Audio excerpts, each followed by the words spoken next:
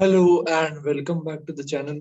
तो आज हम वापस एक बार दूसरे पेपर के एनालिसिस में आ गए। तो अगर आपने लास्ट वीडियो नहीं देखा है तो प्लीज चेकआउट करें। तो हमने कल का यानी 24 जून शिफ्ट 1 के पेपर का जो मेमोरी बेस्ड पेपर है उसका एनालिसिस किया था और सॉल्व भी किया था। और अभी हम 24 जून शिफ्ट 2 के पेपर का एनालिसिस करेंगे, उसको सॉल्व करने की कोशिश करेंगे और देखेंगे चैप्टर्स कहाँ से आए हैं, क्या डिफिकल्टी लेवल रहा है और किस तरह से उन्हें सॉल्व किया जा सकता था। तो फिर अपन डिस्कशन स्टार्ट करते हैं। और ये फर्स्ट क्वेश्चन आप देख सकते हैं आपके सामने, ये लॉग का क्वेश्चन है ना। तो लॉग के क्वेश्चंस जनरली प्योर क्वेश्चंस इस तरह से आते नहीं है, बट अभी आप इस तरह से देख रहे हैं कि यहाँ पर आपको लोगैरिथम का क्वेश्चन देखने को मिल रहा है। तो लोगैरिथम के क्वेश्चन के केस के अंदर हम क्या कर सकते हैं, यहाँ पर लॉग की प्रॉपर्टीज हम सबको पता है तो हम वही यहाँ पर यूज करेंगे। तो ये वाला जो एक्स है आप ये इसको दूसरी तरफ ले जाएंगे, है ना। तो आपके पास ऐसा आ जाएगा x square plus x minus six का होल स्क्वायर और इसकी वैल्यू आ जाएगी एक्स प्लस वन की पावर फोर के बराबर। अब यहाँ पर आप फैक्टराइजेशन कर सकते हैं। तो ये आपके पास अब ये क्वाड्रेटिक जैसा ही है बट लॉग का यूज हो रहा है ना। बस इतना सा काम था। तो लॉग की प्रॉपर्टीज पता होनी चाहिए कि लॉग का अंदर जो नंबर होता है वो जीरो से बड़ा होता है, बेस जीरो से बड़ा होता है, बेस वन के बराबर नहीं होता। और ये यहाँ पर हम फैक्टराइजेशन कर देंगे। तो फैक्टर्स अगर हम यहाँ पे करेंगे इसके केस के अंदर x square plus x minus six के, तो आई थिंक ये फैक्टर्स कुछ ऐसे आ जाएंगे एक्स प्लस थ्री और एक्स माइनस टू, है ना। तो इनको सॉल्व करोगे तो ये x square plus x minus six बन जाएगा और इन दोनों पे यहाँ पर क्या आ जाएगा, इस तरह से होल स्क्वायर आ जाएगा। ठीक है, अभी फैक्टर तो आई थिंक बिना फैक्टराइजेशन के भी हो जाता। तो यहाँ पर हम ऐसा कर सकते हैं x square plus x minus six का होल स्क्वायर है और इसको लिख लेते हैं अपन x square plus two x plus one का होल स्क्वायर। एक स्क्वायर अंदर अपन ने एक्स प्लस वन को दे दिया। अब इसे एक तरफ लाकर ए स्क्वायर माइनस बी स्क्वायर की आइडेंटिटी लगा दो। तो ए स्क्वायर माइनस बी स्क्वायर में आपके पास क्या होगा, एक तो आपके पास होता है ए माइनस बी और इनटू में आपके पास आ जाता है ए और साथ में आपके पास आ जाता है प्लस का बी। इस तरह से आपके पास आ जाता है और ये इक्वल टू जीरो हो जाएगा। तो यहाँ पर अगर आप देखेंगे तो फर्स्ट केस में फर्स्ट ब्रैकेट में आपके पास माइनस एक्स और साथ में आपके पास यहाँ माइनस का सेवन आ जाएगा और सेकंड ब्रैकेट में आपके पास two x square plus three x minus five इस तरह से आ जाएगा। तो अब आपके पास ये फैक्टर्स हो गए और क्योंकि अब आपके पास ये फैक्टर्स रेडी है, अब आप क्या कर सकते हैं, इनका रूट निकालने की कोशिश कर सकते हैं। तो इसके केस के अंदर अगर आप यहाँ पे रूट निकालेंगे तो इसके केस में यहाँ पर आपके पास क्या हो जाएगा, यहाँ से x equal to minus seven आएगा। बट अब ये लॉग है तो ध्यान रखो आप यहाँ माइनस सेवन पुट नहीं कर सकते वरना आपका बेस नेगेटिव हो जाएगा। x प्लस वन पॉजिटिव होना चाहिए। तो x equal to minus seven हमें रिजेक्ट करना पड़ेगा। सेकेंड केस में हमारे पास यहाँ two x square plus three x minus five है। तो आप इसको मिडिल टर्म स्प्लिटिंग से स्प्लिट कर सकते हैं इस तरह से। तो एक factor two x minus one आ जाएगा और दूसरा फैक्टर नहीं, एक एक्स माइनस वन आ रहा है और दूसरा टू एक्स प्लस फाइव आ जाएगा। तो यहाँ से एक value x equal to one, एक x equal to minus five by two और है। लेकिन यहाँ पर अगर आप फिर देखेंगे तो इसके केस के अंदर क्या होगा, जब आप वैल्यू पुट करेंगे तो यहाँ पर आप minus five by to put नहीं कर सकते वरना बेस नेगेटिव हो जाएगा एक्स प्लस वन। तो सिर्फ एक ही सॉल्यूशन आ रहा है आपका एक्स इक्वल टू वन। तो सिंपल क्वाड्रेटिक सॉल्व करते हैं हम, इसे वैसे ही सॉल्व कर रहे हैं। बस इसके केस में ये है साथ में कि आपको लॉग का जो नंबर है लॉग के अंदर वो जीरो से बड़ा है, बेस जीरो से बड़ा है, बेस वन नहीं है। ये फाइनल सोल्यूशन में ध्यान रखना पड़ेगा और फैक्टर्स अच्छे से लेने पड़ेंगे क्वाड्रेटिक के। तो ये क्वाड्रेटिक है बट लॉग का तो इसे लोगैरिथमिक इक्वेशन की कैटेगरी में लिया जा सकता है। और अगर आपको लॉग पता है तो आपके लिए इजी था, वरना हम जनरली इसे मॉडरेट की कैटेगरी में रख सकते हैं। बट ऑल दो इजी साइड पर मैं इसे प्रेफर करना ज्यादा पसंद करूंगा। ठीक है, अब अपन नेक्स्ट पे आ सकते हैं। नेक्स्ट क्वेश्चन देखेंगे हमारे पास क्या है। तो नेक्स्ट क्वेश्चन के अंदर आपको यहाँ पर क्या बोला है कि डोमेन की बात करी गई है ना। तो हमें यहाँ पर क्या दे रखा है कि डोमेन देखना है और डोमेन निकालना है इस फंक्शन का। तो इसके केस के अंदर अपन डोमेन कैसे निकाल सकते हैं, यहाँ पर अगर अपन डोमेन निकालने जाएंगे तो एक सेकंड, ये क्वेश्चन हमने सही लिया है। ओके, आई थिंक हमने सही लिया है। बट ये कल के जो शिफ्ट वन के एनालिसिस था उसके अंदर भी था। तो क्योंकि मेमोरी बेस्ड है तो हो सकता है कि रिपीट कर दिया उन लोगों ने गलती से या मे बी सेम क्वेश्चन आया। बट ये क्वेश्चन जो है मैं श्योर नहीं हूँ ये इस पेपर में है नहीं, क्योंकि ये लास्ट शिफ्ट मतलब लास्ट शिफ्ट का जो शिफ्ट वन था 24 जून के उसके अंदर था। खैर हम तरीका देख लेते हैं। तो ये डिनोमिनेटर में एक्स माइनस वन का स्क्वायर प्लस टू बन रहा है, है ना, इसको आप इस तरह से कन्वर्ट कर सकते हो। तो ये क्वांटिटी हमेशा 2 या 2 से बड़ी होगी, परफेक्ट स्क्वायर तो हमेशा 0 या 0 से बड़ा होता है। तो लॉग के अंदर की क्वांटिटी हमेशा पॉजिटिव होनी चाहिए, ये पॉजिटिव भी है और ये 1 से बड़ी भी है। लॉग 1 पे 0 आता है, तो डिनोमिनेटर 0 नहीं हो रहा है, और डिनोमिनेटर के अंदर ये जो लॉग है ये पॉजिटिव भी जा रहा है इसका इनपुट। डिनोमिनेटर में कुछ भी रख सकते हो। न्यूमरेटर में कॉस इनवर्स है, और कॉस इनवर्स का डोमेन आपको पता है -1 से लेकर किसके बीच में होता है, 1 के बीच में होता है। तो आप यहाँ पर फैक्टर्स कर सकते हैं, तो इसके फैक्टर्स कुछ इस तरह से आ जाएंगे, x-2 x-3 और नीचे आ जाएगा x-3 x+3। तो आप ये कट जरूर कर सकते हैं x-3 से x-3, लेकिन आपने क्योंकि कट किया है तो आपको पता होना चाहिए कि आप x=3 नहीं रख सकते, क्योंकि अभी तो आपने x-3 कट कर दिया, लेकिन x=3 पर ओरिजिनल इनइक्वालिटी में डिनोमिनेटर 0 हो जाता। तो आपको यहाँ लिखना पड़ेगा ये कट करते वक्त कि x 3 के बराबर नहीं होगा। अब आप ये इनइक्वालिटी आराम से बना सकते हैं कि -1 से 1 के बीच में x-2 अपॉन x+3 है। तो अब ये दो इनइक्वालिटीज हो गई, एक ये इनइक्वालिटी और ये एक और इनइक्वालिटी, और ए पार्ट इसका कॉमन सॉल्यूशन आ जाएगा। ठीक है, तो ये इनइक्वालिटी का है और डोमेन भी है इसके अंदर, लॉग भी है। तो बेसिकली डोमेन है तो फंक्शंस का क्वेश्चन है, क्लास 12th का क्वेश्चन है। पहला वाला हमारा क्लास 11th का क्वेश्चन था। ठीक है, और ये मॉडरेट माना जा सकता है। नेक्स्ट क्वेश्चन पर आते हैं। नेक्स्ट क्वेश्चन के अंदर आपको क्या बोला है, एक सेट दे रखा है 100 नंबर्स का, और आपको बताना है कि ये जो नंबर अल्फा दे रखा है, कोई भी नंबर अल्फा लिया है इन्होंने इस सेट एस के अंदर, और इसका 24 के साथ हाईएस्ट कॉमन है, फैक्टर 1 है, मतलब 24 और इसमें कोई कॉमन फैक्टर नहीं आ रहा। 24 के अंदर क्या आता है, 2 की पावर 3, 3 की पावर 1। तो 24 के अंदर 2 और 3 के फैक्टर्स है। तो इसका मतलब ये जो नंबर आप ले रहे हो, जो आपका 1 से लेकर के 100 के बीच में होगा, इसमें 2 या 3 का फैक्टर नहीं आना चाहिए। तो हम क्या करेंगे, टोटल 100 में से वो सारे नंबर्स हटा देंगे जो या तो 2 से डिविजिबल है या 3 से डिविजिबल है, क्योंकि 2 और 3 का कोई भी फैक्टर कॉमन नहीं आना चाहिए इसके साथ। तो 2 से डिविजिबल कितने नंबर्स होते हैं 1 से 100 में, 50। 2 4 6 8 10 ऐसे 100 तक लेंगे तो क्या आ जाएगा, 50। फिर 3 से डिविजिबल कितने होते हैं, 3 6 9 12 15 99 तक, तो ये भी क्या आ जाएगा, 33। और अब वो नंबर्स आपको सब्ट्रैक्ट करने पड़ेंगे जो 2 एंड 3 दोनों से डिविजिबल, क्योंकि वो आपने 2 में भी काउंट कर लिया, 3 में भी काउंट कर लिया, जैसे 6 12 ये सारे नंबर्स। तो 2 और 3 का एलसीएम 6 होता है। 6 के जितने भी मल्टीपल्स हैं, 6 into 1 6 है, 6 into 16 96 तक, ये सब हमें हटाने पड़ेंगे। तो ऐसे 67 नंबर्स हैं जो 2 या 3 से डिविजिबल है 1 से 100 में। लेकिन हम चाहते हैं कि 2 या 3 से डिविजिबल नहीं हो, क्योंकि 24 में 2 या 3 आ रहा है, बट हमारा कोई कॉमन फैक्टर नहीं है उसके साथ।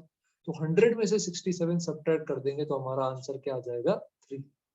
ठीक है, तो आप इसको सेट थ्योरी का क्वेश्चन मान सकते हो। अक्सर ऐसे क्वेश्चन परम्यूटेशन कॉम्बिनेशन में देखने को मिलते हैं।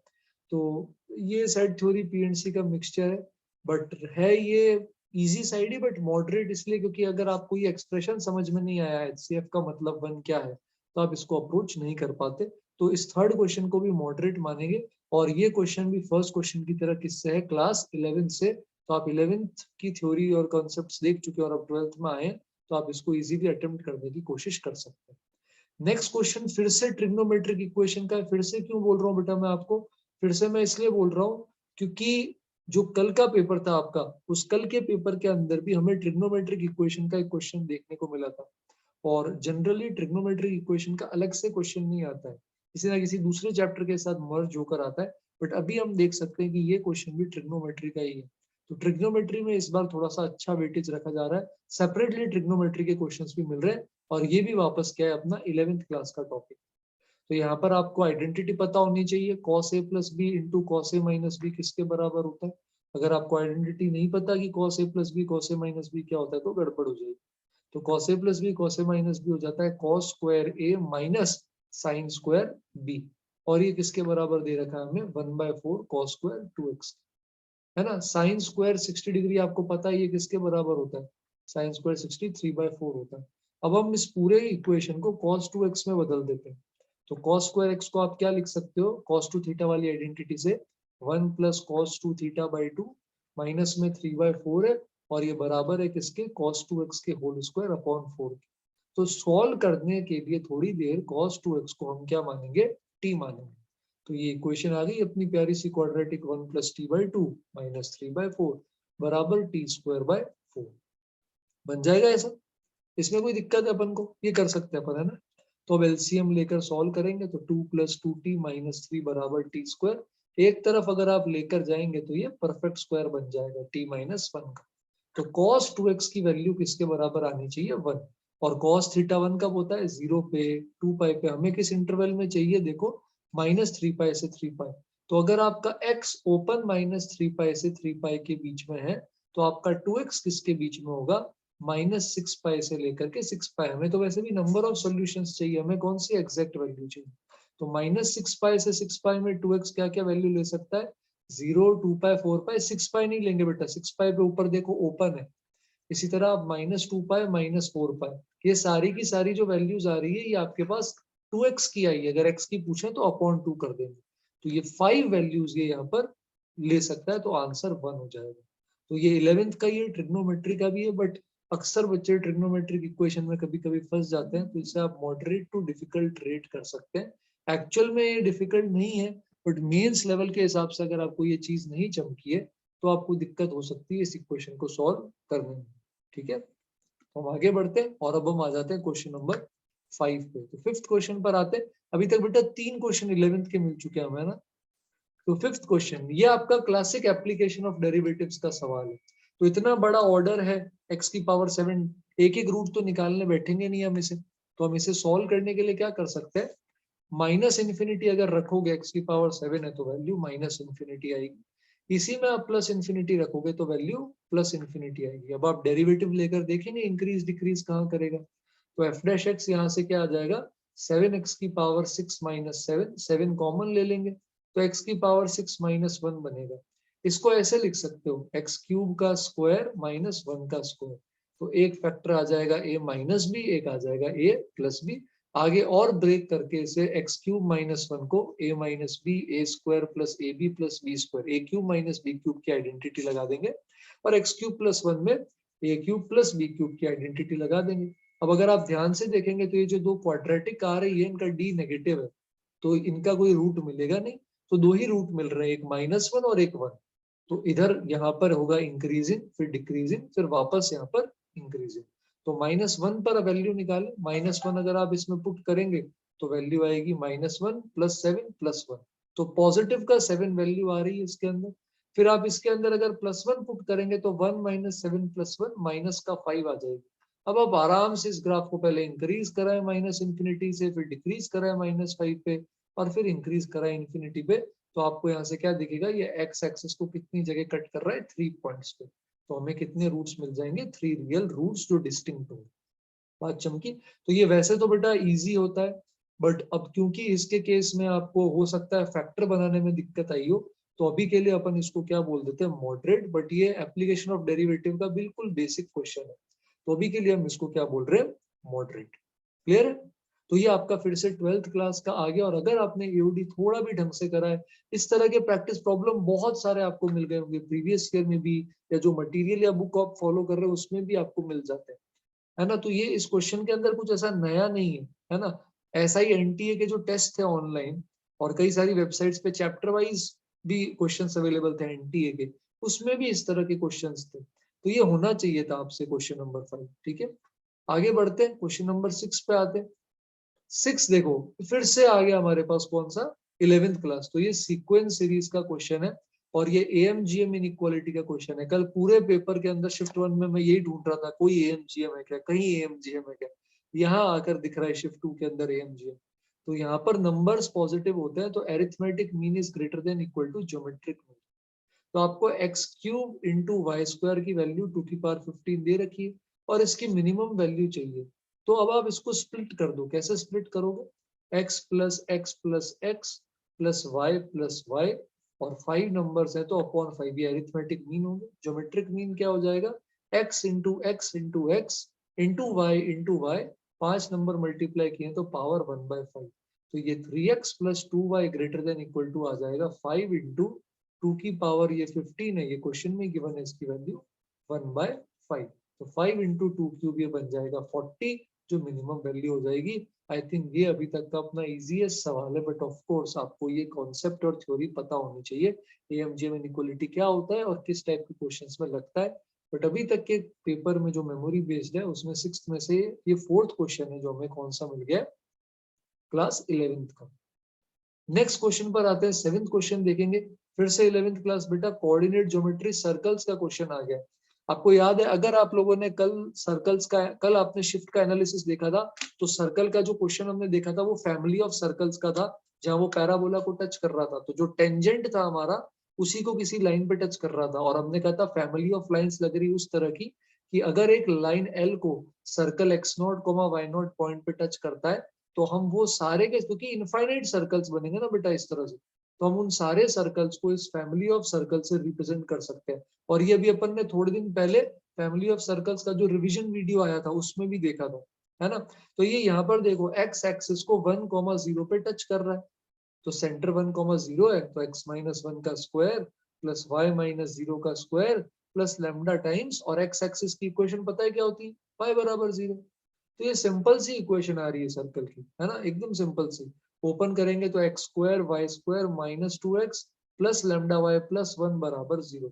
अब आपको यहाँ सेंटर निकालना है, रेडियस निकालना है, तो ये लैम्डा आ जाए तो मजा आ जाएगा, सेंटर रेडियस सब कुछ आ जाएगा। उसके लिए एक बहुत प्यारी चीज दे रखी है ज्योमेट्री के लिए, इसीलिए ये क्वेश्चन अचानक मॉडरेट से मॉडरेट टू डिफिकल्ट की कैटेगरी में आ जाएगा। क्यों? क्योंकि थोड़ी ज्योमेट्री है, और ज्योमेट्री के बिना कोऑर्डिनेट से भी कर सकते हो, बट सोचना पड़ेगा क्योंकि पाइथागोरस लग रही है। अब यहाँ पर बोल रखा है कि इस कॉर्ड, ये मान लो कोई कॉर्ड है x plus Y equal to 0 circle पे, इसकी लेंथ 2 है, तो मान लो ये आपका सेंटर है, यहाँ से आप माइनस जी माइनस एफ लेंगे तो क्या आ जाएगा 1 माइनस लेमडा बाय 2। तो ये यहाँ पर 2 यूनिट्स की लेंथ कट कर रहा है। तो अब मान लो ये आपका रेडियस है और ये आपका परपेंडिकुलर डिस्टेंस है, तो ये 2 कॉन्ग्रुएंट ट्राइंगल्स होंगे। तो अब आप रेडियस कैसे निकालेंगे इसके अंदर, root over g square plus f square minus c. तो रेडियस की जो वैल्यू है आपके पास, वो यहाँ पर किसके बराबर आ जाएगी, लैम्डा बाई 2 की एब्सोल्यूट वैल्यू के। एब्सोल्यूट क्यों? क्योंकि आपको नहीं पता लैम्डा पॉजिटिव है या नेगेटिव। तो रेडियस आपके पास यहाँ पर इसके केस में किसके बराबर आ गया, absolute value of lambda by 2। और है ना, ये पूरी कॉर्ड की लेंथ 2 थी, तो ये हाफ कॉर्ड क्या हो जाएगी 1। अब ये परपेंडिकुलर डिस्टेंस कैसे आ जाएगा, डिस्टेंस फॉर्मूला से। तो रख दो पॉइंट यहाँ पे 1 माइनस लैम्डा बाई 2 और अपॉन में रूट ऑफ 2, ये आ जाएगा हमारा ये डिस्टेंस। अब इसमें पाइथागोरस थ्योरम लगा देंगे, 1 माइनस लैम्डा बाई 2 का होल स्क्वायर अपॉन 2 प्लस में यहाँ पर जो रेडियस, प्लस में यहाँ ये जो 1 है, इस 1 का स्क्वायर, ये रेडियस के स्क्वायर के बराबर आ गया, और रेडियस लैम्डा बाई 2 था।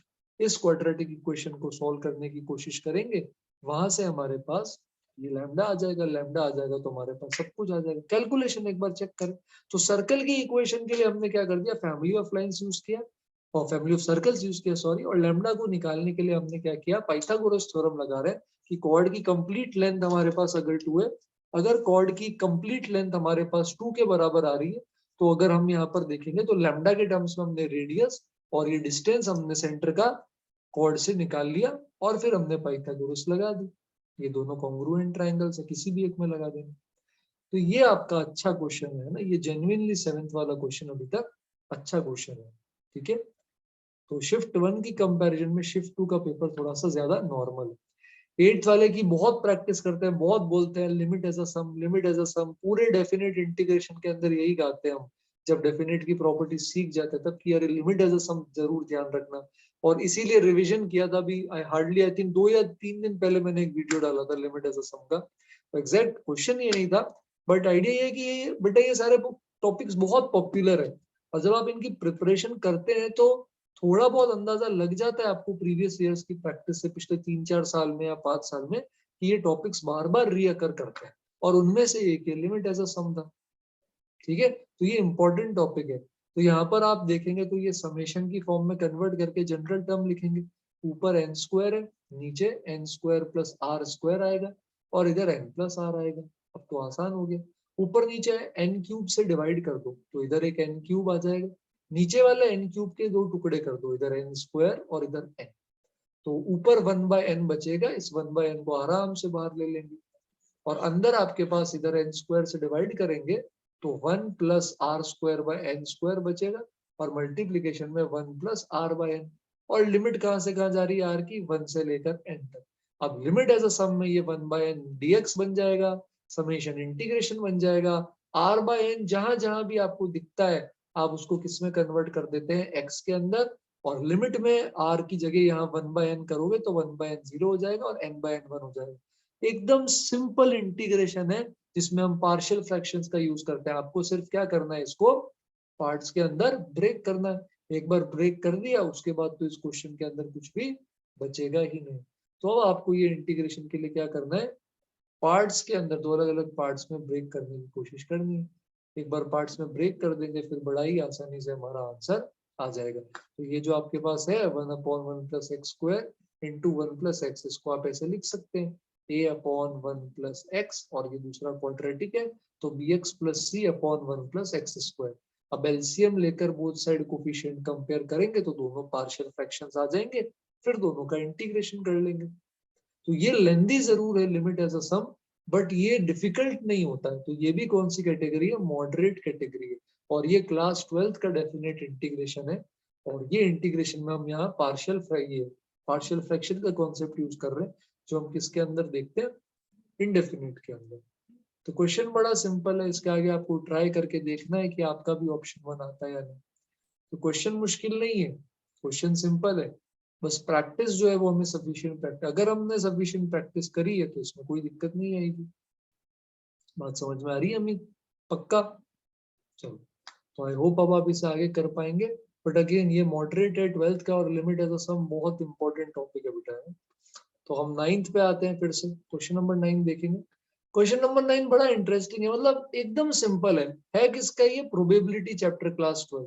तो ये क्लास 12th का अलजेब्रा प्रोबेबिलिटीज है, और ये कंडीशनल प्रोबेबिलिटी का क्वेश्चन है, जहां पर P of A given B का फॉर्मूला होता है कि P of A intersection B, यानी A भी होना चाहिए B भी होना चाहिए, और नीचे P ऑफ B आ जाता है। ठीक है, तो इसके अंदर अगर आप यहाँ अप्लाई करेंगे तो ये बोल रहा है x less than equal to 2, इसका इंटरसेक्शन लेना पड़ेगा x जब आपका क्या हो 1 से 4 के साथ, और नीचे आपके पास प्रोबेबिलिटी आ जाएगी x less than equal to 2 की।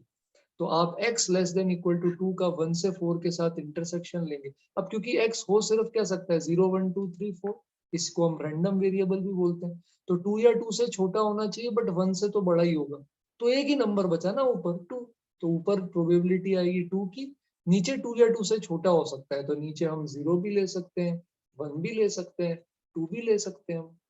और इनकी प्रोबेबिलिटी क्या है, x बराबर 2 पे क्या प्रोबेबिलिटी आ रही है आपकी 3 के, और 0 1 2 पे क्या प्रोबेबिलिटी आ रही है k plus 2k plus 3k।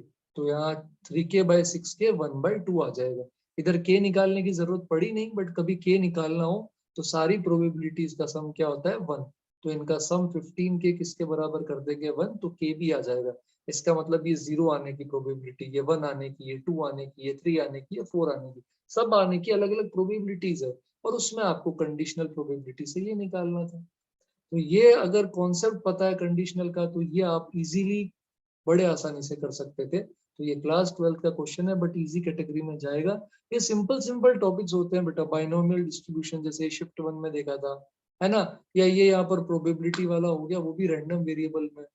तो हम ऐसे टफ टफ चीजों की चिंता करते हैं, बट ये एकदम सिंपल बेसिक सी चीजों से भी क्वेश्चन निकल के आ जाता है।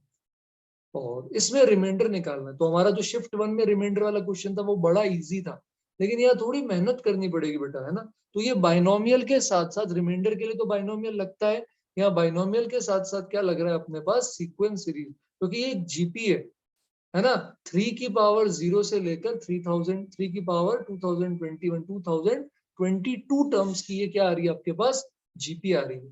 तो यहाँ पर फॉर्मूला लगा देंगे a इंटू आर की पावर n -1 अपॉन r -1।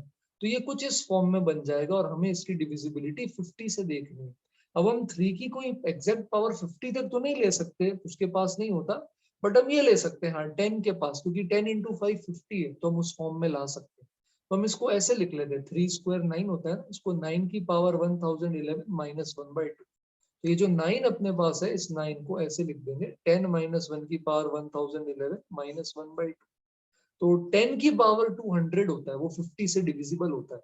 तो यहाँ पर सारे के सारे जो भी टर्म्स होंगे आपके पास, जितने भी टर्म्स होंगे, अगर अपन आखिरी के 2 टर्म्स को छोड़ दें तो सब में 10 की पावर 2 या 2 से बड़ी होगी। जैसे 1011 C0 10 की पावर 2011, तो ये ऑब्वियसली 100 से डिविजिबल है। ये चलता रहेगा 1011 C2, यहाँ पर आपके पास क्या आ जाएगा 10 की पावर 2, ऐसा है ना। ये वाला पैटर्न जो है, ये पैटर्न आपके पास चलता रहेगा, ये यहाँ माइनस का है, फिर प्लस में 1000। तो आई होप आपको बाइनोमियल एक्सपेंशन पता है, इसलिए मैं आपको ये डायरेक्टली खोल के दे रहा हूँ। और इस तरह से आपके पास फाइनली लास्ट टर्म आपके पास इस तरह से आ जाए, और नीचे 2 है आपके पास। तो इन सब के अंदर ही सारे के सारे टर्म 100 से डिविजिबल है, सब में 10 स्क्वायर आ रहा है, तो अपन इसको 100 लैम्डा लिख सकते हैं। ये 1011 C1 इंटू 10, ये क्या आ जाएगा अपने पास, अगर अपन देखेंगे तो इसके केस के अंदर ये -1 ये 1 होगा, ये ऐसा ही। ये क्या बन जाएगा आपके पास 10110, और माइनस में 1 आ रहा है, और अपॉन में 2 है ना। ये अपने पास इस तरह से क्या है, गिवन है अपन को। तो ये अपने पास आ गया, और अपन को इसकी डिविजिबिलिटी चेक करनी थी। एक मिनट, अपनी कैलकुलेशन सही है क्या? अपन ने लास्ट टर्म, अच्छा एक -1 एक्स्ट्रा था, मैंने ऐसे ही कट कर दिया। हाँ, एक -1 एक्स्ट्रा था।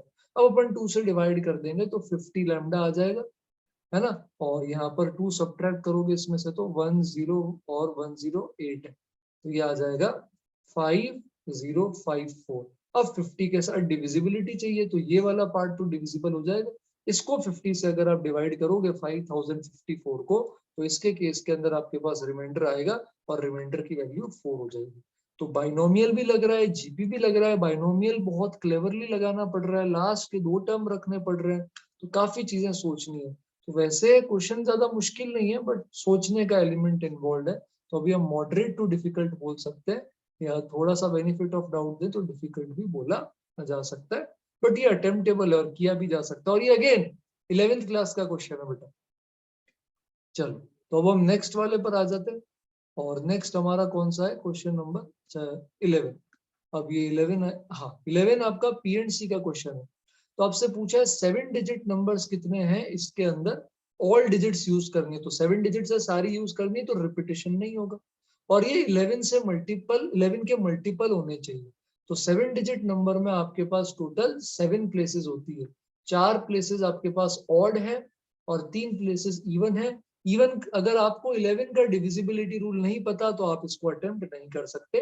11 का डिविजिबिलिटी रूल बोलता है कि आप ऑड प्लेसेस पर जो नंबर्स है उनका सम करो, और इवन प्लेसेस पे जो नंबर्स है उनका सम अगर आप क्या करेंगे, यहाँ पर सब्ट्रैक्ट करेंगे, तो उससे जो रिजल्ट आपके पास निकल कर आएगा, वो रिजल्ट आपके पास 11 से डिविजिबल होगा, तो नंबर भी क्या हो जाएगा आपका 11 से डिविजिबल। तो यहाँ आपको इसके केस के अंदर केसेस बनाने पड़ेंगे, जो केसेस लेकर आप इनको ऑड और इवन प्लेसेस पे रख सको, और उसके बाद वो सम जो आ जाएगा उसका डिफरेंस किसके बराबर, किससे डिविजिबल होना चाहिए, 11 से डिविजिबल होना चाहिए। तो यहाँ पर हम क्या क्या केसेस बना सकते हैं, तो जैसे टोटल अगर हम देखेंगे 1 2 3 4 5 7 9, ये टोटल सम 31 आ रहा है।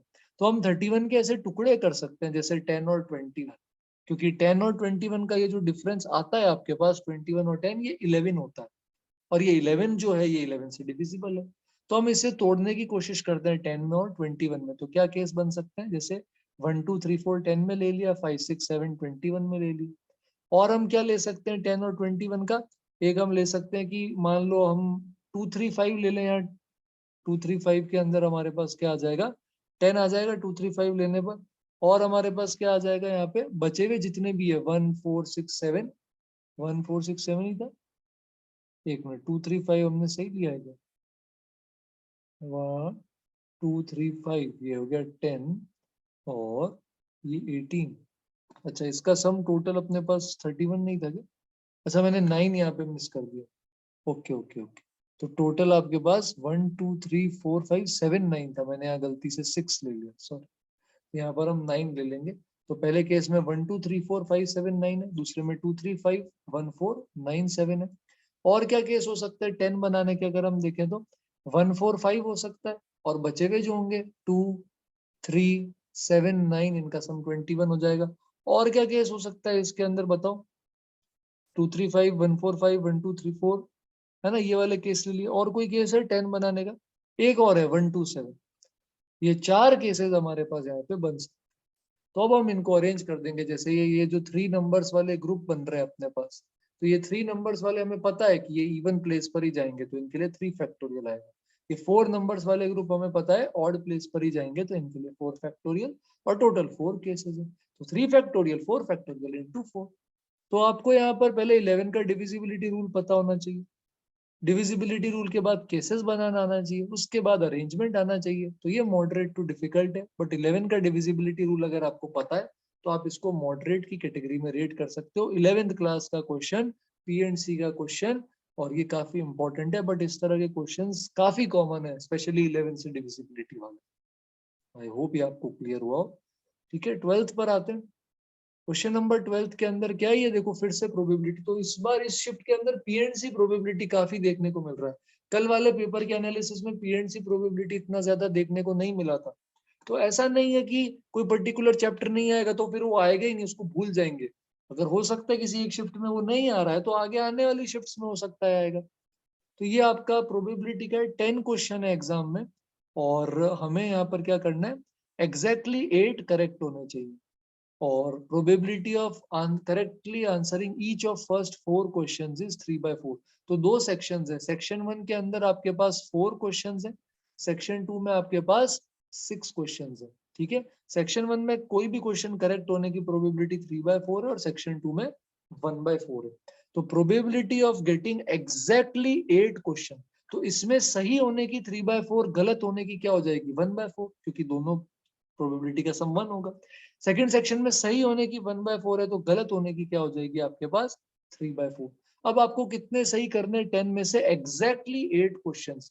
तो क्या क्या केस बनेंगे अपने पास अगर अपन सेक्शन 1 सेक्शन 2 में से केसेस लेने की कोशिश करेंगे। तो केसेस लेने अगर हम जाएंगे तो क्या होगा, तो correctly answering each of next 7 questions is 1/4, and correctly answering each of first 4, ये अपन लिख चुके।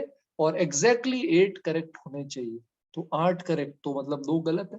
तो 2 गलत सेक्शन 1 से हो सकते हैं, 2 गलत सेक्शन 2 से हो सकते हैं, या दोनों से एक एक गलत। तो 3 ही केस बनेंगे। जैसे फर्स्ट सेक्शन से आपने 4 करेक्ट कर दिए, सेकंड से भी 4 करेक्ट कर दिए।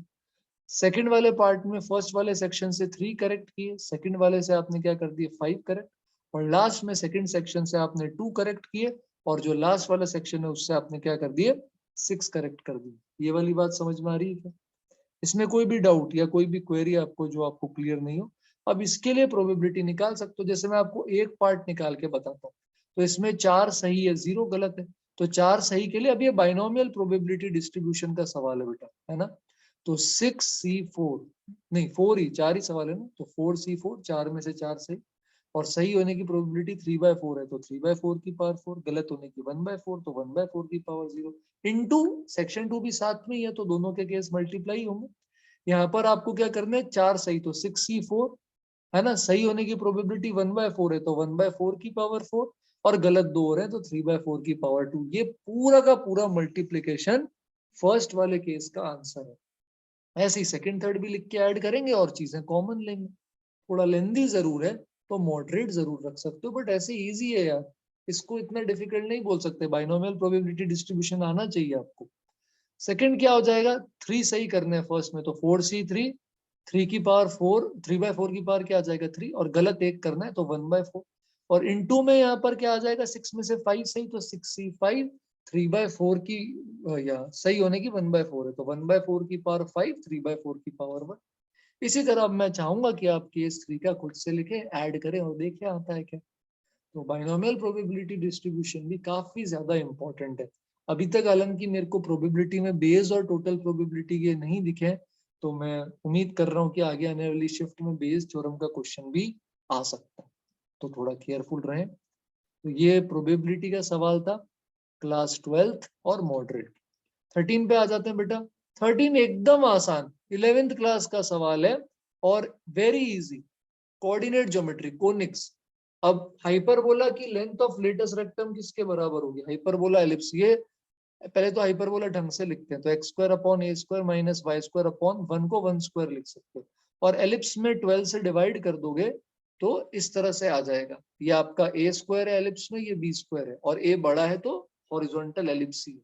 लेटस रेक्टम की लेंथ होती है 2 × b² / a, तो 2 × 1² / a, ये लेटस रेक्टम है, और ये इसके लेटस रेक्टम के बराबर है। इसमें क्या आ जाएगा 2 × b² / a के बराबर। इसको सॉल्व करेंगे तो a की वैल्यू 4 आ जाएगी, तो ये आपका 4² हो जाएगा। अब एसेंट्रिसिटी निकाल दो। एलिप्स में क्या फॉर्मूला होगा, 1 माइनस बी स्क्वायर अपॉन ए स्क्वायर, ऐसा। और हमें तो स्क्वायरिंग ही चाहिए, तो ये रूट अपन हटा सकते हैं। तो एलिप्स की एसेंट्रिसिटी का स्क्वायर आ जाएगा 3/4 के बराबर।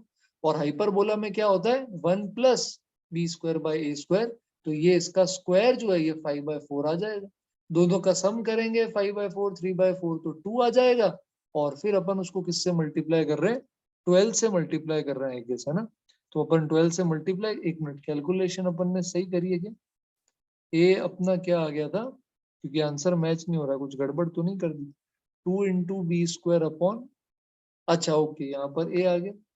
और इधर 2 × अच्छा यहाँ पर, सॉरी सॉरी, ओके, 1 मिनट, इसे इरेज करके वापस कर लेते हैं। तो इक्वेशन सही है। ये वाला पार्ट, इसके यहाँ से जो पार्ट है वो आगे थोड़ा सा गलत है, ये वाला पार्ट हम वापस कर लेंगे। तो इसको कट कर देते हैं, इरेज नहीं हो रहा। हाँ, तो इसको अभी के लिए स्ट्राइक ऑफ कर देते हैं। 1 मिनट, इरेजर से इसको मिटा ही देते हैं, अभी इरेजर सेलेक्ट हो जाएगा। 1 सेकेंड, चलो इरेजर आई थिंक नहीं हो रहा है। इसको एक बार अपन वापस कैलकुलेट कर लेते हैं। मेरी कैलकुलेशन एरर है, आई होप आपने वहां नहीं करी हो। मेरा आंसर गलत आ रहा था, क्योंकि यहाँ 42 है, मेरा 24 आ रहा था। तो मैं भी देता पेपर तो एक तो जाने वाला था मेरा। तो 2b² अपॉन ए होता है, तो 2 × 1² अपॉन ए हाइपरबोला के लिए लिख लिया। एलिप्स के लिए ये 3b² है और ये 12a² है, मैंने 12 से डिवाइड कर दिया, ए से डिवाइड करते हैं ना। तो √12 लोगे आप। √12 क्या होता है आपके पास, 2√3। तो इसका थोड़ा सा आपको ध्यान रखना पड़ेगा कि आप b² कहाँ ले रहे हो, ए कहाँ ले रहे हो। ये सारी चीजें जो है ये बहुत ज्यादा मैटर करती है ना। तो इसके अंदर अगर अपन गलती कर देंगे तो थोड़ी सी गड़बड़ हो जाएगी। तो इस चीज का थोड़ा सा आपको ध्यान रखना पड़ेगा। अभी भी पता नहीं कैलकुलेशन सही है या नहीं, सॉल्व करेंगे एक बार तभी पता चलेगा। तो यहाँ से ए की वैल्यू अपनी 1/√3 आ जाएगी शायद। यहाँ पर कुछ और दे रखी है, पता नहीं अपन क्या गलती कर रहे हैं, नहीं तो लास्ट में इसे वापस देख लेंगे। ठीक है, अच्छा यहाँ 4 है, ओके, ये मैंने 12 से डिवाइड कर दिया, हाँ यहाँ 4 आ रहा है। ओके, तो ये कैलकुलेशन एरर अवॉइड करें प्लीज। तो यहाँ पर a² 4 है, तो ये इधर 2 आ जाएगा सिंपली, ऐसा कुछ। तो a की वैल्यू यहाँ से आ जाएगी 2/3 के बराबर। अब ये बाकी चीज अपन निकाल सकते हैं। तो यहाँ से एलिप्स की एसेंट्रिसिटी वही आएगी जो पहले आई थी, तो सॉरी हाइपरबोला की वही आएगी। ए यहाँ 2/3, तो अब क्या कर दोगे, 1 + b²/a²। तो ये 1 + 1 अपॉन 4/9 इस तरह से कुछ आ जाएगा। तो ये √13/4 है, लेकिन यहाँ स्क्वायर ले रहे हैं तो 13/4 हो जाएगा। यहाँ एलिप्स के केस में सेम रहेगा जो 3/4 आया था। तो 12 टाइम्स 3/4 और 13/4, ऐसा कुछ सम आ जाएगा। यही आ रहा है क्या अपने पास? नहीं, यहाँ 1/4 आया था ना। एलिप्स के केस में क्या आ जाएगा, एलिप्स एक बार वापस निकाल लेते हैं। तो इसके केस में b² की वैल्यू 3 है, हमने यहाँ ये 12 रख लिया था इसलिए गड़बड़। तो 1 - 3/4 आ जाएगा 1/4। तो 1/4 और 13/4 के सम को 12 से मल्टीप्लाई करेंगे तो 42 आ जाएगा। तो ये इजी क्वेश्चन है, बस कैलकुलेशन मिस्टेक मत करना। तो दोनों का 2b² अपॉन ए लेकर बराबर कर दिया तो स्मॉल ए आ जाएगा। फिर दोनों की एसेंट्रिसिटी निकालेंगे, स्क्वायर करेंगे, ऐड करेंगे। तो ये बिल्कुल एनसीईआरटी लेवल का सवाल है, ये कर सकते हैं अपन इजीली 13th वाला। ठीक है, तो ये अगेन 11th क्लास का, 11th का इस बार प्रॉपर वेटेज रखा है इन्होंने मेंस के अंदर, है ना। तो ये आपका 11th क्लास वाला सवाल था। 14th डिसकंटिन्यूटी नॉन डिफरेंशिएबिलिटी, कल की शिफ्ट में भी एलसीडी का कोई कंटिन्यूटी डिफरेंशिएबिलिटी का सवाल नहीं मिला था, और अभी आज फाइनली मिल गया। तो यहाँ पर आप क्या कर रहे हो, -2 से -1 ओपन में ये डेफिनेशन आ रही है। x minus greatest integer x किसके बराबर होता है, x minus greatest integer x आपका फ्रैक्शनल पार्ट x के बराबर होता है। तो ये बेसिकली आपका फ्रैक्शनल पार्ट x है। तो ये आपका sine fractional part x upon fractional part x होगी। ठीक है, और 2x और mod x के इंटीजर पार्ट में, अब यहाँ x किसके बीच में, -1 से 1 के बीच में। ठीक है, तो यहाँ पर इनका मैक्सिमम लेंगे और फिर 1 लेंगे। तो ग्राफ बनाने की कोशिश करते हैं। तो -1 से 1 और उसके आगे का बनाते हैं पहले। 1 के आगे तो ये हमेशा ही किसके बराबर हो जाएगा, ग्रेटर देन इक्वल टू 1 होगा, तो ये 1 के बराबर। अच्छा, मॉड एक्स जो है -1 से 1 के बीच में, ये 0 से 1 के बीच में आएगा, एब्सोल्यूट वैल्यू, और इंटीजर पार्ट 0 हो जाएगा। तो ये जो ये ग्राफ बना रहे हो मॉड एक्स का इंटीजर पार्ट, ये -1 से 1 में किसके बराबर है, 0 के बराबर। और 2x का ग्राफ ओरिजिन से पास होता हुआ बनता है। तो हमें तो क्या चाहिए, मैक्सिमम। तो मैक्सिमम के केस के अंदर अगर अपन देखेंगे तो कुछ ऐसा ग्राफ आ जाएगा, ये लाइन और फिर ये इंक्रीज होती थी लाइन इस तरह से। तो अगर अपन यहाँ देखेंगे तो ये इस तरह, इधर तो यही लाइन बनेगी और फिर 0 के आगे इंक्रीज करेगी इस तरह से। तो ये लाइन इंक्रीज करते करते करते करते ऊपर तक आ जाएगी अपने पास। ये बात समझ में आ रही? तो 1 पर इसकी वैल्यू 2 ओपन 2 हो जाएगी। तो ये देखो यहाँ पर डिसकंटिन्यूस हो, और 0 पर ये डिसकंटिन्यूस तो नहीं है पर शार्प टर्न आ रहा है। तो 1 पर ये कंटिन्यूस नहीं है और ऑब्वियसली डिफरेंशिएबल नहीं होगा। 0 पर ये कंटिन्यूस तो है बट डिफरेंशिएबल नहीं है। अब बारी आएगी -1 की। तो -1 अगर आप यहाँ पे पुट करोगे, जैसे मान लो आपने -1, एग्जैक्ट -1 तो नहीं, -1 से थोड़ा सा छोटा नंबर पुट करेंगे। तो अगर किसी इंटीजर n का n माइनस लेते हैं, जैसे 1 की जगह 0.9999, जस्ट छोटा, तो फ्रैक्शनल पार्ट 0.999 आ जाता है।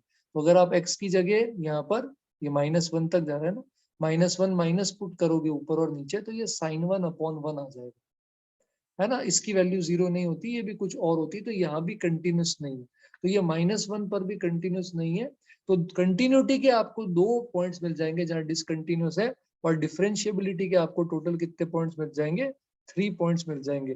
थोड़ा सा ध्यान आपको इसमें इस इंटीजर पार्ट का रखना पड़ेगा मॉडेक्स में, और यहाँ ये फ्रैक्शनल पार्ट का ध्यान रखना पड़ेगा। और -1 माइनस पर इसकी क्या वैल्यू होती है, ये आपको थोड़ा सा स्पेशली अटेंशन पे करके निकालना पड़ेगा।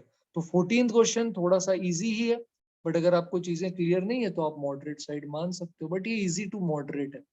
और ये 12th क्लास का एलसीडी चैप्टर का टॉप का क्वेश्चन है, और ऐसे क्वेश्चंस ऑलमोस्ट हर शिफ्ट में मिल जाएंगे आपको, सी और डी के, कंटिन्यूटी, डिफरेंशिएबिलिटी। तो ये इंपॉर्टेंट है। 15th पर आ जाते हैं। तो मैथमेटिकल रीजनिंग कल जबरदस्त वेटेज के साथ आया था ना, 2 क्वेश्चंस थे, अभी अपन को एक ही दिखाए। तो if Rishi is neither honest nor just then he is rich, तो P इंप्लाइज Q का नेगेशन करना है। तो ये Rishi is neither honest nor rich, तो ऋषि इज ऑनेस्ट को अपन क्या मान सकते हैं?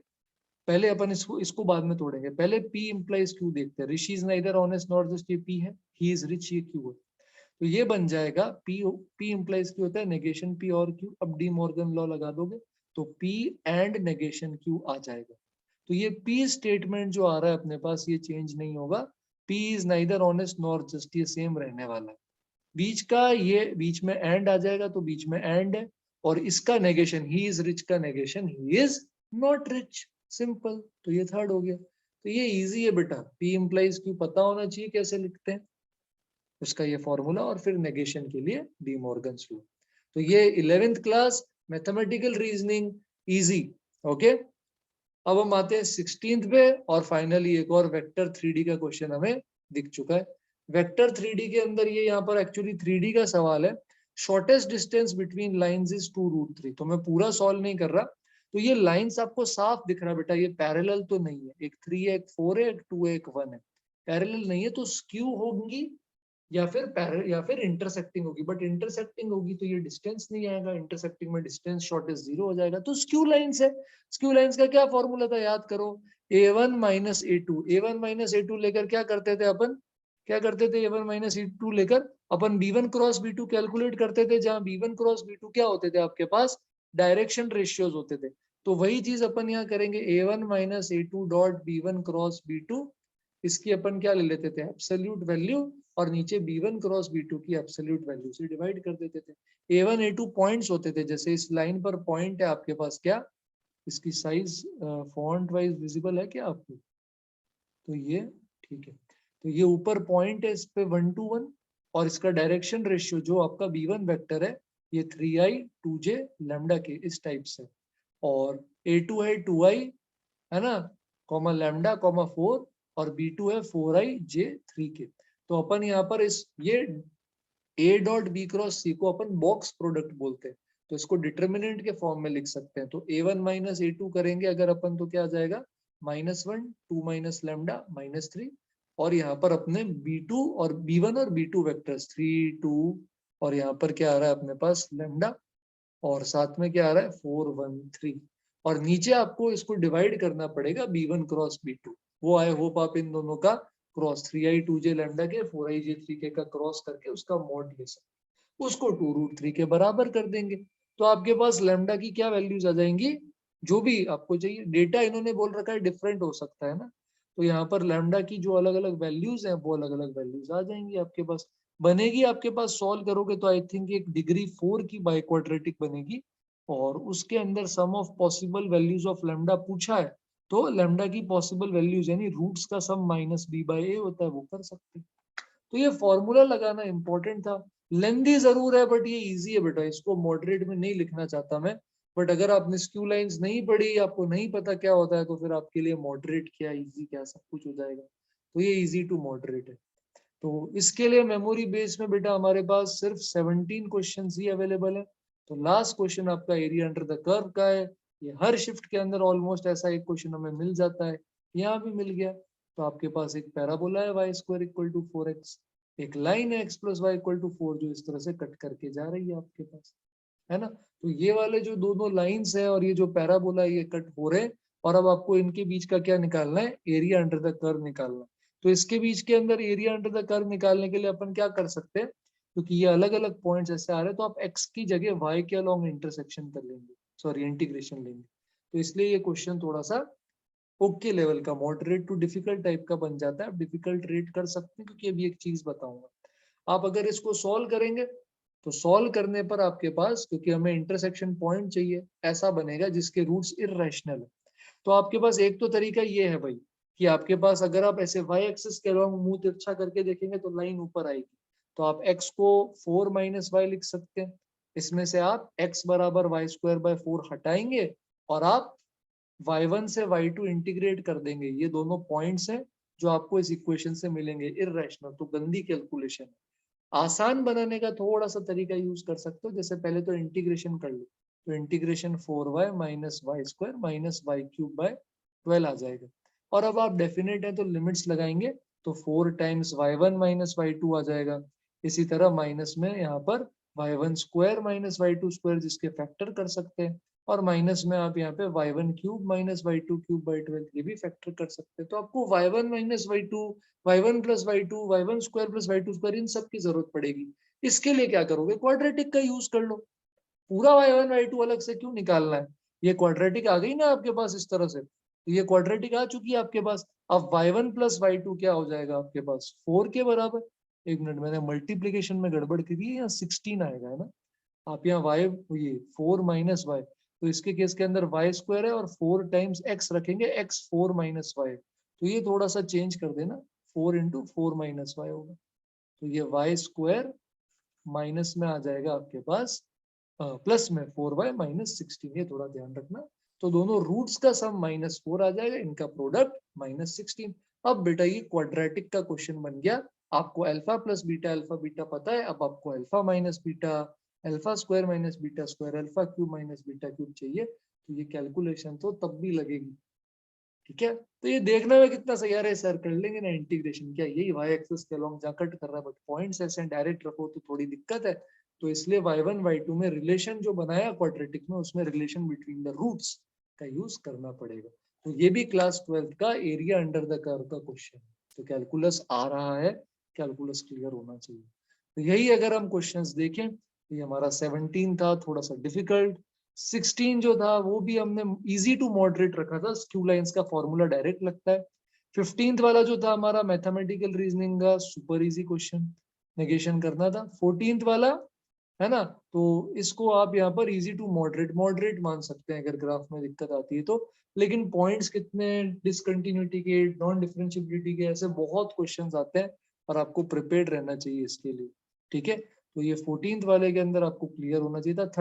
13th अगेन इजी, मेरी तरह कैलकुलेशन मिस्टेक नहीं करेंगे, but otherwise latus rectum eccentricity सबका फॉर्मूला हमें पता होता है, और ये 11th क्लास का है, तो ये आपको अच्छे से क्लियर होनी चाहिए, ये वाली concept, hyperbola parabola ellipse conic section, ये वाली चीजें अच्छे से चमकनी चाहिए, है ना।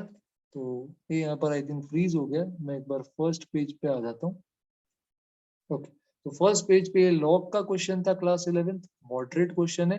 डोमेन का थोड़ा सा ध्यान रखना, बेसिकली कहाँ पर नंबर, कौन सा नंबर लॉग में रख सकते हैं, कौन सा बेस रख सकते हैं। सेकंड मुझे लग रहा है हो सकता है ये गलत क्वेश्चन हो, क्योंकि ये पिछली शिफ्ट में आया था, but again class 12th functions का क्वेश्चन है, मॉडरेट लेवल, डायरेक्ट डोमेन निकालना है, तो डिफिकल्ट नहीं है ना। तो ये अब आप क्या कर सकते हैं, निकाल सकते हैं। थर्ड वाला जो था, ये सेट थ्योरी या सीक्वेंस सीरीज पीएनसी टाइप का मान सकते हो, बेसिकली सेट थ्योरी है। तो मॉडरेट है, बस ये HCF वाला क्या मीनिंग था ये समझना था, उसके बाद तो काम आसान हो जाता है ना। Set theory A union B, 2 और 3, 2 यूनियन 3 क्या होता है पता होना चाहिए। फिफ्थ वाला ट्रिग्नोमेट्रिक इक्वेशन है, थोड़ी चीजों का ध्यान रखना है इसलिए डिफिकल्ट माना है, 11th क्लास का क्वेश्चन है, फोर्थ वाला सॉरी। फिफ्थ वाला AOD की क्लासिक एप्लीकेशन, वैसे तो इजी होना चाहिए बट इसे मॉडरेट कंसिडर किया जा सकता है। 12th class application of derivative. Sixth easy question, sequence series, AMGM inequality, direct application, मजा आ गया, देख के ही मजा आ गया। सेवेंथ फैमिली ऑफ सर्कल्स है और साथ में पाइथागोरस थ्योरम है, थोड़ी सी मजदूरी लग रही है, मेहनत लग रही है, इसलिए इसको मॉडरेट टू डिफिकल्ट या डिफिकल्ट में कैटेगराइज कर सकते हैं। था 11th क्लास का। 12th क्लास का इतने दिन से बोल बोल के थक गया, रिवीजन के अंदर भी यही चीज बोली थी, लिमिट एज अ सम आएगा और आया है, और इसको हम मॉडरेट मान सकते हैं क्योंकि थोड़ा सा ये लेंदी साइड जा रहा है। डेफिनेट इंटीग्रेशन में पढ़ते हैं limit as a sum 12th class. ये प्रोबेबिलिटी का इजी सवाल 9th क्वेश्चन, अगर रैंडम वेरिएबल पढ़ा है तो इसमें प्रोबेबिलिटी के क्वेश्चंस अच्छे आए हैं। 10th वाला बाइनोमियल प्लस सीक्वेंस सीरीज है और रिमाइंडर निकालना है, जैसा फर्स्ट शिफ्ट में भी आया था, पर थोड़ी सी मेहनत है इसलिए ये डिफिकल्ट बोला जा सकता है ना। 11th वाला क्वेश्चन PNC का है लेकिन डिविजिबिलिटी रूल लग रहा है 11th का, केसेस बनाने पड़ेंगे, थोड़ी मेहनत तो करनी पड़ेगी, मॉडरेट मान सकते हैं। 12th क्वेश्चन जो है वो भी प्रोबेबिलिटी का ही आया, मॉडरेट और बाइनोमियल प्रोबेबिलिटी डिस्ट्रीब्यूशन है, लेकिन केसेस बनाने पड़ेंगे, दो अलग अलग जगह के बाइनोमियल प्रोबेबिलिटी डिस्ट्रीब्यूशन मल्टीप्लाई हो रहे हैं, वरना अपन इसे इजी रेट कर सकते थे। ये भी क्लास 12th है। 13th वाला जो क्वेश्चन अपन अभी बोला था बिल्कुल इजी, तो कोऑर्डिनेट का क्वेश्चन आया है, सीक्वेंस सीरीज पर बेस आया है, binomial, mathematical reasoning, area, continuity differentiability, है ना, लॉगरिथमिक इक्वेशंस भी उठ के आ गई है, ट्रिग्नोमेट्री भी आ गई है, ऑलमोस्ट सारे चैप्टर्स कवर होने लग गए हैं धीरे धीरे। लेकिन इस वाले में इन 17 क्वेश्चन में PNC प्रोबेबिलिटी ज्यादा है। ऑब्वियसली बेटा ये पूरा शिफ्ट नहीं है, ये एक लिमिटेड एनालिसिस है इन 17 क्वेश्चन का, हमें नहीं पता अभी बाकी के 13 में क्या था, जिन बच्चों ने दिया उन्हें पता है सिर्फ, क्या पता कितने, क्योंकि अभी देखो इंटीग्रेशन के क्वेश्चंस आपको इसमें नहीं दिख रहे, इसका मतलब ये नहीं है इंटीग्रेशन नहीं आया, बट वो क्वेश्चन ऐसे होता है कि मेमोरी बेस्ड बच्चों को याद नहीं रह पाता, तो इसलिए फिर वो चीज मटेरियलाइज नहीं हो पाती इस तरह के ऑनलाइन पेपर्स में। तो आप इन ऑनलाइन पेपर्स को एज अ स्ट्रिक्ट नहीं ले कि बस यही है, ये देख लिया यही है, आप इसको प्रैक्टिस के लिए ट्रीट करें, है ना। अब देखें कि जो टॉपिक्स इसके अंदर है क्या ये आपको आते हैं, आप इन पे कैसे मेहनत कर सकते हैं। तो हम रोज इस तरह के एनालिसिस के साथ तरह कुछ ना कुछ डिस्कस करेंगे जब तक जेई चल रहा है। तो प्लीज चैनल को सब्सक्राइब करें, चैनल को शेयर करें, कमेंट करें, लाइक करें, और इसी तरह से हमारा चैनल ग्रो करेगा। और मैं कोशिश करूंगा कि डेली कुछ ना कुछ अच्छा और नया कंटेंट जो आप कुछ ना कुछ जिससे गेन करो वो आपको जरूर मिलता रहे। तो थैंक यू इस वीडियो से जुड़ने के लिए, और कल 25 जून के एनालिसिस के साथ मिलेंगे जब तक रात को पेपर आ जाएगा। और तब तक के लिए थैंक यू, और कल जिनका जेई है उन सभी को ऑल द बेस्ट, और कल मिलते हैं वापस उसके पेपर एनालिसिस के साथ। चलो थैंक यू।